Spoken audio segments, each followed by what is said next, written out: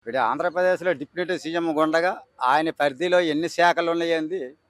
ఒక నంబర్ 1 స్థానానికి తీసుకెళ్ళిన ఏకైక ఓజీ పవన్ కళ్యాణ్ గారు. ఈమె ఓజీ ఎట్లా అవుద్ది? ఆయన ఓజీ అవుతాడు. ఆ ఓజీ చూసి నువ్వెందుకు ఓర్వలేకపోతున్నావు? క్యాబేజీ వ్యాపారం ఏం చేస్తున్నావా రోజా గారు మీరు? క్యాబేజీ అని మీకు గుర్తొచ్చిందంటే క్యాబేజీ వ్యాపారం ఏమని రాజకీయ భవిష్యత్తు పోయిందా చేస్తానని అడుగుతాను. అంతవరకెందుకు? ఈ 10 సంవత్సరాల్లో మీరు నగరికి ఏం చేసినారు?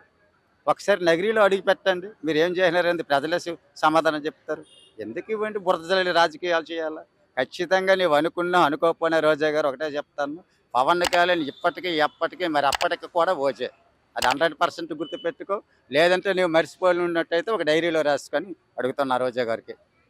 పవన్ కళ్యాణ్ సూపర్ ఫ్లాప్ నేత అని సిబిఎన్ తేల్చారు అని అంటున్నారు. ఇది ఎంతవరకు వాస్తవం అంటారు? ఏమి తెలిసింది వాళ్ళు తేల్చలేదు. దేశంలో నంబర్ 1 నాయకుడు గాని ప్రతి ఒక్క రాష్ట్రం నుంచి, కేంద్రం నుంచి పవన్ కళ్యాణ్ గారు మంచి ప్రజానాయకుడని మాట్లాడుకుంటుంటే, ఈమె ఇటువంటి విమర్శలు చేస్తుంది కాబట్టి, మరి ఈమె ఇవన్నీ అనిపించింది కాబట్టి ఈమె అటువంటి ఆరోపణలు చేస్తుంది.